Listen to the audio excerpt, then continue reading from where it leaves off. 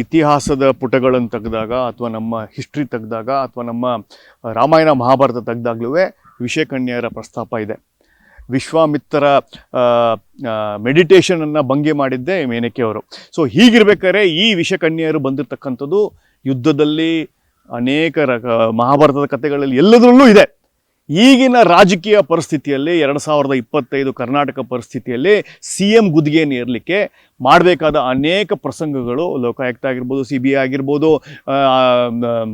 ಹಗರಣದ falls case ಆಗಿರ್ಬೋದು, ಎಲ್ಲ ಅಸ್ತ್ರಗಳನ್ನು ಮಾನದಂಡಗಳನ್ನು ಯೂಸ್ ಮಾಡಿ ಬಂದು ಕೊನೆಗೆ ನಿಂತಿರ್ತಕ್ಕಂಥದ್ದು ಹನಿ ಟ್ರ್ಯಾಪ್. ಯಾರಿಗೆ ಇದು ಅನುಕೂಲ ಆಗುತ್ತೆ, ಯಾರು ಅನಾನುಕೂಲ ಆಗುತ್ತೆ ಅಂತ ಜನರಿಗೆ ಅದು ಗೊತ್ತಿದೆ.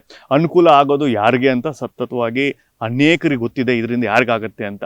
ಸೊ ಎಲ್ಲ ಮಾನದಂಡಗಳಲ್ಲಿ ಹನಿ ಟ್ರ್ಯಾಪು ಒಂದು ಅಸ್ತ್ರ ಆಗಿದೆ.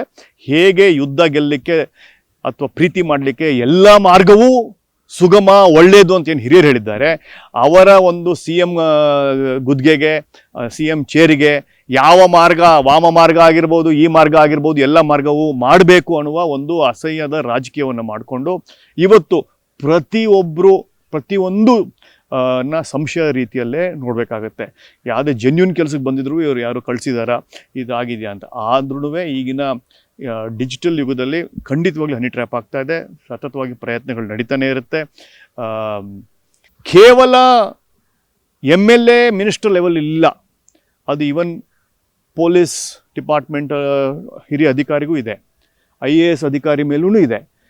ಎಲ್ಲರನ್ನ ತಮ್ಮ ಕಪಿಮುಷ್ಟಿಯಲ್ಲಿ, ತಮ್ಮ ಹಿಡಿತದಲ್ಲಿ ಇಟ್ಕೋಬೇಕು, ಅವರ ಒಂದು ವೀಕ್ನೆಸ್ಸನ್ನು ಇಟ್ಕೋಬೇಕು, ಆ ವೀಕ್ನೆಸ್ಸನ್ನು ಬ್ಲ್ಯಾಕ್ ಮೇಲ್ ಆಗಿ ಯೂಸ್ ಮಾಡಿ ಕೆಲಸ ಮಾಡ್ಕೋಬೇಕು ಅನ್ನೋ ಒಂದು ಷಡ್ಯಂತ್ರ ನಡೆದಿದೆ.